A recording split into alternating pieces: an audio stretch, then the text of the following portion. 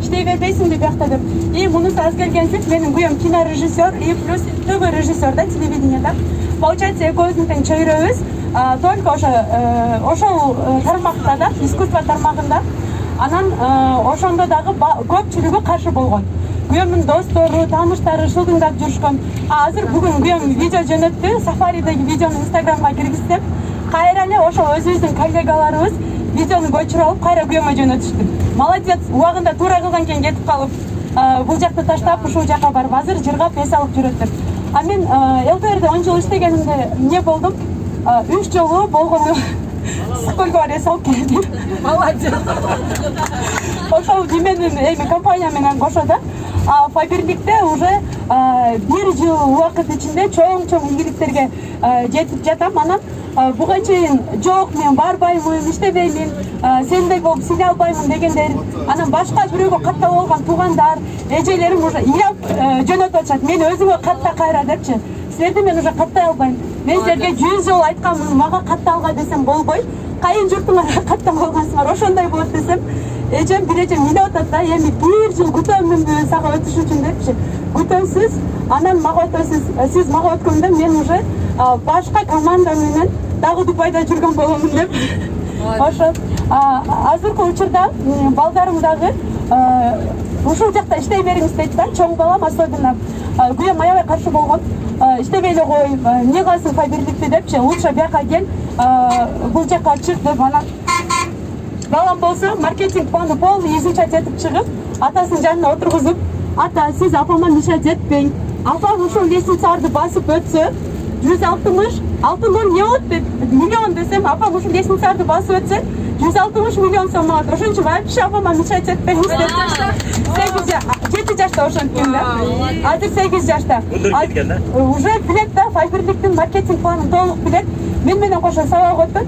3%ке уже план түзгөндү билет да. Мынага мындай кылсаң сен ушунча адам каттасаң мындай болосуң деп. Ошол будущий партнерим менин балам азыркы учурда. Молодец. Ким экиси? Бул биринчи саякатым. Мен буга чейин Москвада жүрүп 10 жыл бою бир да саякатка чыккан эмес экенмин. Бирөө себептеп мен ушул фаберлик аркылуу саякатка чыкканыма, мен фаберликке жазылып иштеп калганыма абдан ыраазымын. Биринчиден Мирлан Батырханова, Дарья Батырхановаларга чоң терең ыраазычылык айтамын. Сен ушунчалык элге жумуш таап, ушунча бизди компанияга чакырган, биздин атабыз энебиз десек болот. Чоң рахмат сиздерге. И ошондой эле мен бул фаберликке биринчи ишенген эмесмин. Биринчи Бема жазылганда айтканмын. Бема иштесинчи, Бема көрсүнчү, статустарга чыксынчы деп жазылгандан кийин мен 5-6 ай чындыгында мен өзүм үчүн эле биринчи вариант менен жүргөнмүн. Кыргызстанга барып келсем, уже Бемада кичине себепкер болсо иштей элек экен. Саякат жандырган экен. Саякат мени чындыгында саякат жандырган. Мен Беманын саякатта жүргөндөрү көп. Кантип эле Бема ушул жакта жүрөт. Болбосо Бема көз чогуу иштейбиз, чогуу жүрөбүз. Кантип ушул кылган нерсени мен кыла албайм. Жок, мен да кыламын деп жүрүп, мындай бул иште да мындай кичине өжөрлүк болуш керек экен, атаандашыш керек экен. Ушинтип жүрүп, азыркы учурда Дубайга келип, старший директор болдум. Ура! Барыңыздарга ийгилик. Так, бриллианты. Настроение кандай? Супер! Молодцы.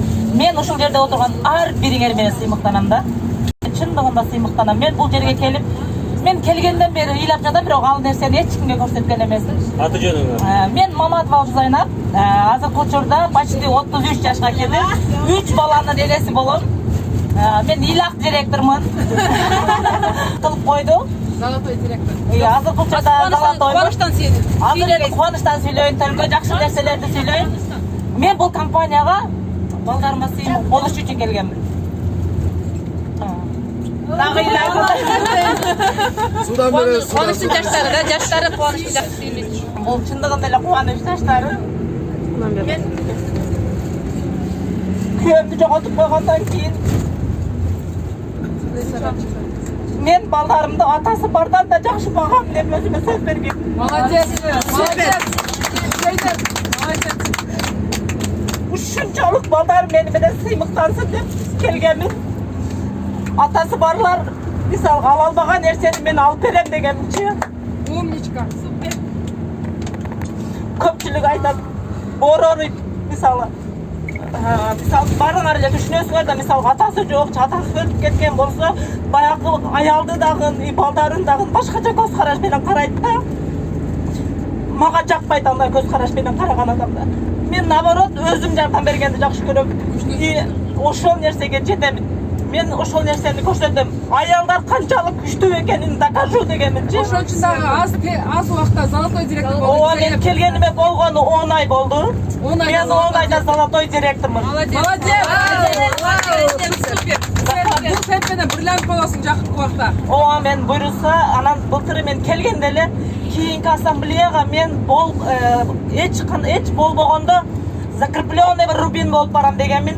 Открытый звание бриллиант ачып барам дегенмин. Буйруса ал максатыма дагы жетишиме аз калды. Мен ушул сентябрда сөз берем бардыгыңарга. Закрытый рубин хотя бы открытый бриллиант болуп сөзсүз барамын сентябрда.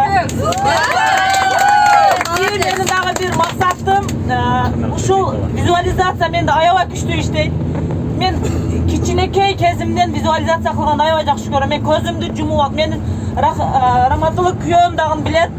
Мен только визуализация менен жашайт элем. Мен особнякта жашаймын. Менин каттар машинам болот. Менин үйүмдө постоянно менин кызматкерлерим болот. Мен жардам бере турган.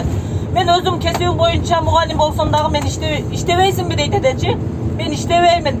Мен билбеймин кандай жолдон акча табамын, но мен саякаттап жүрүп акча табам деген нерсени мен постоянно күйөөмө көп айтсам, күлөт эле мени шылдыңдапчы. Көрсөң бул менин визуализациям болгон экен. Азыр как раз ошондой эле болуп жатат да. Мен саякаттап жүрүп, эс алып жүрүп гана акча табып атам. И ошол нерсени баарыңар ишенгиле, аракет жасагыла. Биздин ар бир ушул жерде драгоценныйлардын колдон келген нерсе, бул баарыңардын колуңардан келет. Көпчүлүк айтат, менин колумдан келбейт да, мен бошобоймун, менин балдарым кичинекей, менде убактым жок дейт.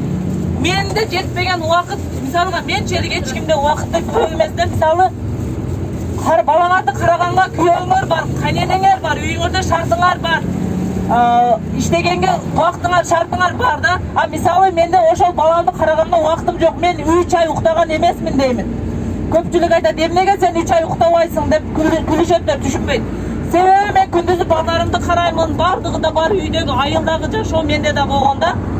И ошол күндүзү балдарымды карайм, только түнү иштегенмин. Мен 3 ай директор, 4,5 айда директор болсом, ошол 3 ай уктабай директор болуп, и как раз азыркы учурда мына ушундай сонун саякатта жүрүп, баарыңар ишенгиле, иштегиле, аракет жасагыла. Силердин дагы кыялыңар дагы максатыңар бүт баары орундалат. Рахмат баарыңарга.